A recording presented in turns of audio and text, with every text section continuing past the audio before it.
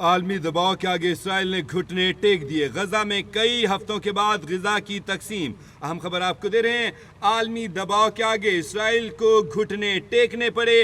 غزہ میں کئی ہفتوں بعد غذا کی تقسیم۔ 90 امدادی سامان کے ٹرک غزہ میں داخل ہو گئے۔ اقوام متحدہ نے تصدیق کر دی، تاہم اسرائیل کی بمباری سے مزید 93 فلسطینی جام شہادت نوش کر گئے۔ اہم خبر آپ کو دے رہے ہیں، غزہ میں کئی ہفتوں بعد غذا کی تقسیم۔ عالمی دباؤ کے آگے اسرائیل کو گھٹنے ٹیکنے پڑ گئے۔ غزہ میں کئی ہفتوں کے بعد غذا کی تقسیم۔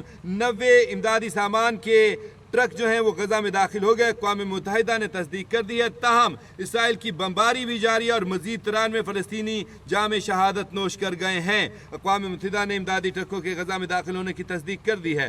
غزہ میں مارچ کے بعد یہ پہلی امدادی ترسیل ہے۔ اقوام متحدہ کا کہنا ہے کہ غزہ میں انسانی بحران اپنی انتہا کو پہنچ چکا ہے۔ اقوام متحدہ کے مطابق لاکھوں افراد خوراک، پانی اور ادویات کی شدید قلت کا شکار ہیں۔ غزہ پر اسرائیلی بمباری سے مزید 93 فلسطینی شہید ہو گئے ہیں۔ یہودی آباد کاروں نے مسجد کو جلانے کی کوشش کی۔ آپ کو اہم خبر دے رہے ہیں، عرب میڈیا نے رپورٹ کیا ہے کہ مقبوضہ مغربی کنارے میں اقربا گاؤں پر یہودی آباد کاروں نے حملہ کیا۔ یہودی آباد کاروں نے فلسطینیوں کی املاک نظر آتش کر دیں اور مسجد کو نمازیوں کی موجودگی میں آگ لگا کر شہید کرنے کی کوشش کی ہے۔ اہم خبر آپ کو دے رہے ہیں، غزہ میں آپ کو بتائیں کہ مسلسل بمباری کے واقعات جاری ہیں اور ابھی بھی مزید بمباری میں 93 فلسطینی شہید ہو گئے ہیں۔ تاہم دوسری جانب یہ اہم خبر ہے کہ عالمی دباؤ کے سامنے اسرائیل کو گھٹنے ٹیکنے پڑے ہیں اور امدادی سامان کے لیے جو راستے ہیں اس کو کھولنا پڑ گئے ہیں۔ گزشتہ روز بھی جب 20 سے زائد ممالک کے سفارتکار وہاں پر انسانی جو حالات ہیں ان کا جائزہ لینے کے لیے پہنچے تھے، تو اسرائیلی فوج نے آپ کو بتائیں کہ ایک بار پھر بربریت کا مظاہرہ کیا تھا، تو اور ان کے اوپر جن میں یورپی یونین، برطانیہ، فرانس، اٹلی، بیلجیم اور دیگر ممالک کے 20 سے زائد ممالک کے سفارتکار شامل تھے،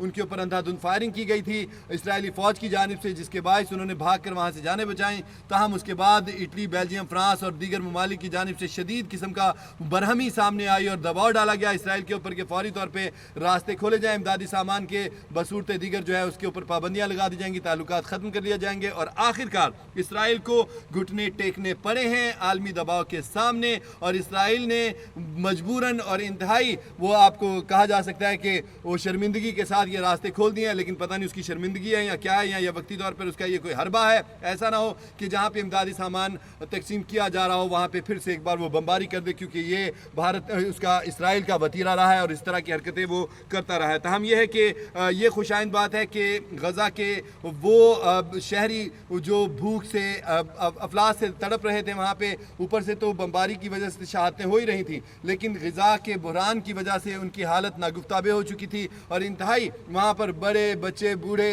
خواتین سب جو ہیں ان کی حالتیں پتلی ہو چکی تھیں۔ بچوں کی تو انتہائی بری حالت تھی، ایسے لگتا تھا جیسے ایتھوپیا کے مناظر، جب قحط تھا ایتھوپیا میں اور وہاں پہ جو صورتحال تھی، ایسے مناظر دیکھنے کو مل رہے تھے وہاں پہ، اور بری حالت تھی ان کی غزہ کے لوگوں کی۔ اور لیکن اب یہ جو ہے امدادی سامان وہاں پہ پہنچ رہا ہے۔ تاہم 90 جو ٹرک ہیں یہ اونٹ کے منہ میں زیرہ کے مصداق ہیں، جتنا بڑا غذائی بحران ہے اور جتنی بڑی تعداد میں وہاں پر لوگ ہیں۔ تاہم یہ ہے کہ کچھ نہ ہونے سے بہتر بہت کچھ ہوتا ہے کہ چلیں یہ اتنا بھی بہت ہے اور یہ اب عوام میں یہ تقسیم کیا جا سکے، کیونکہ گزشتہ روز بھی اسرائیل نے یہ الزام لگایا تھا کہ جو ٹرک آئے ہیں امدادی ان میں سے 10 ٹرکوں پر حماس نے قبضہ کر لیا، تاہم اقوام متحدہ نے اس بات کو مسترد کر دیا تھا اور آج اقوام متحدہ نے اس بات کی تصدیق کر دی ہے کہ 90 امدادی سامان سے لدے ہوئے ٹرک جو ہیں وہ غزہ میں پہنچ گئے ہیں۔